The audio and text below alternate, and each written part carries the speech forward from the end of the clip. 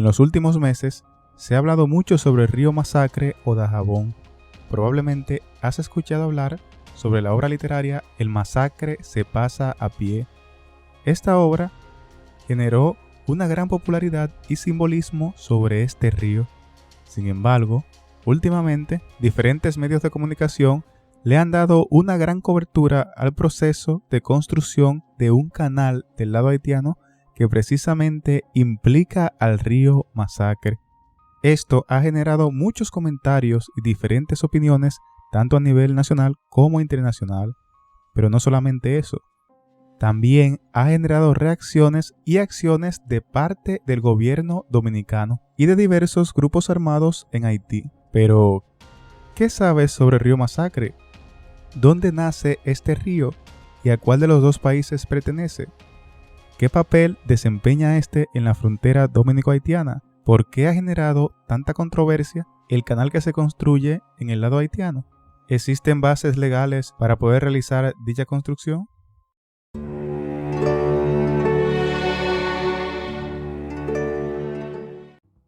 El río Masacre o Dajabón nace a las faldas del cerro Pico de Gallo en el municipio de Loma de Cabrera, provincia de Dajabón. Este río rodea el pueblo de Loma de Cabrera, fluyendo en dirección noroeste, donde se conocen varios puntos importantes como el Salto del Masacre. De ahí continúa con pronunciadas curvas sobre el relieve de la provincia, siendo alimentado por otros afluentes como el río Dajao y el río Manatí.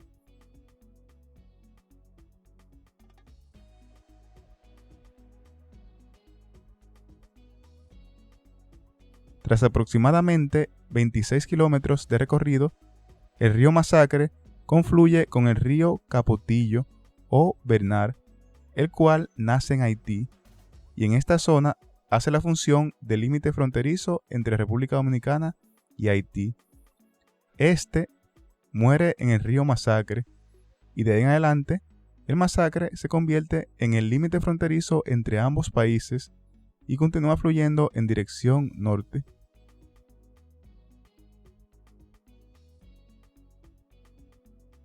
A pocos kilómetros de recorrido, llega a dos pequeñas ciudades ubicadas en ambas laderas. En la parte oriental, la ciudad de Dajabón en la República Dominicana, y en la parte occidental, la ciudad de Juana Méndez en Haití. A su paso entre ambas ciudades, fungiendo como límite fronterizo, al acercarse al Parque Industrial Codevi, el río Masacre se adentra completamente en territorio haitiano, haciendo un recorrido de 2 kilómetros dentro de Haití.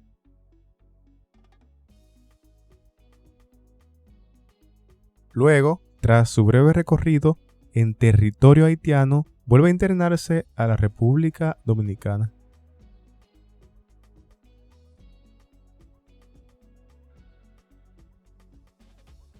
Como puedes ver, nuevamente el río vuelve a fluir en su totalidad dentro del territorio dominicano. Fluye un recorrido de 15 kilómetros en dirección norte, siendo utilizadas sus aguas para irrigar vastas extensiones agrícolas, hasta llegar a este punto, donde nuevamente se convierte en la división fronteriza entre República Dominicana y Haití.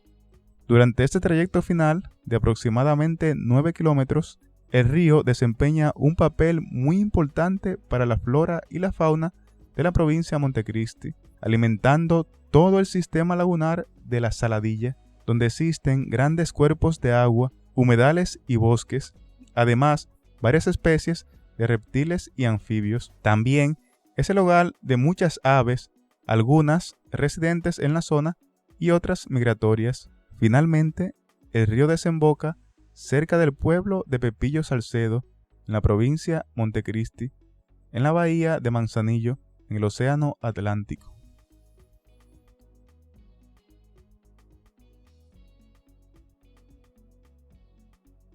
¿Qué hay de la construcción del canal por parte de los haitianos, el cual ha generado mucha atención tanto a nivel nacional como internacional? Retrocedamos en el río.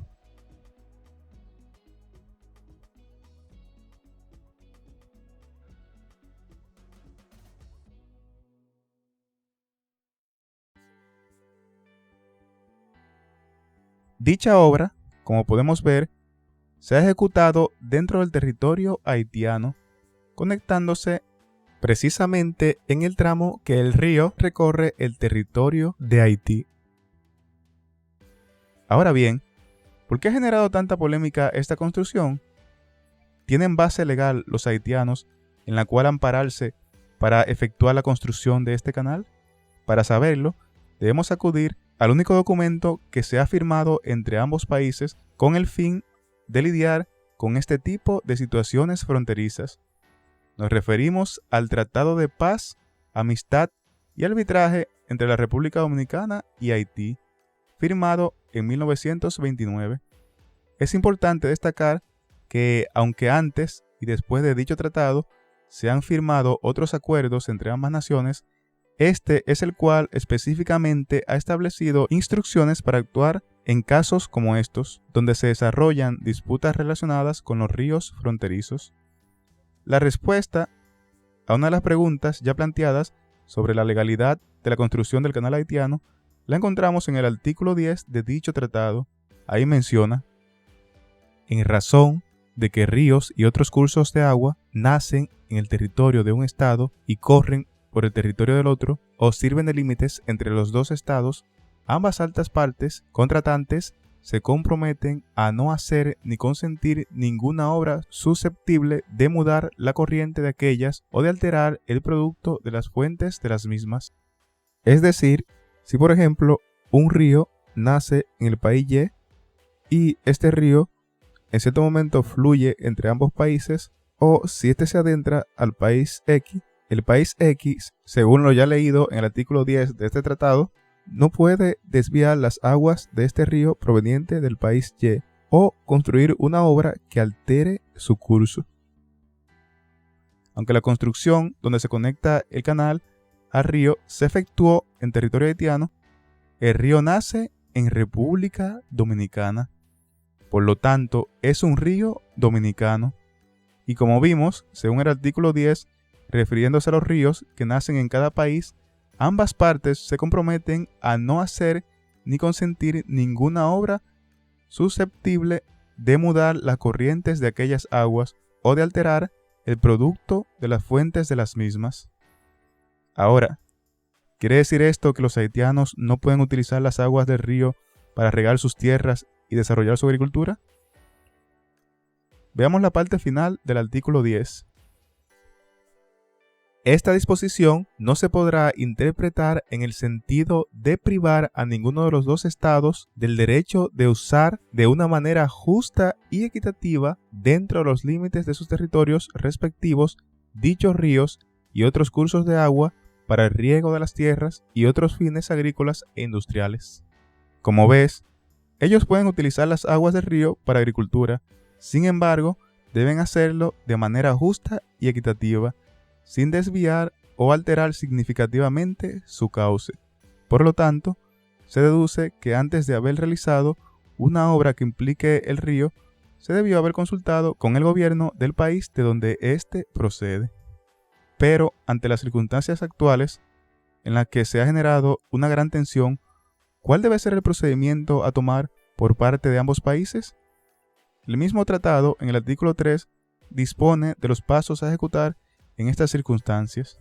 Las altas partes contratantes se obligan a someter a arbitraje todas las diferencias de carácter internacional que surgieran entre ellas con motivo de la reclamación de un derecho formulada por una contra otra en virtud de un tratado o por otra causa que no haya sido posible ajustar por la vía diplomática y que sea de naturaleza jurídica por ser susceptible de decisión mediante la aplicación de los principios del derecho. Se consideran incluidas entre las cuestiones de orden jurídico: a. La interpretación de un tratado; b. Cualquier punto de derecho internacional; c. La existencia de todo hecho que, si fuera comprobado, constituiría violación de una obligación internacional; d. La naturaleza y extensión de la reparación que debe darse por el quebrantamiento de una obligación internacional. Lo dispuesto en este tratado no impedirá a cualquiera de las partes, antes de ir al arbitraje, recurrir a procedimientos de investigación y de conciliación establecidos en convenciones que estén vigentes entre ellas. Como ves, el tratado firmado en 1929 entre ambos países ya tenía establecidas las pautas para evitar la situación actual.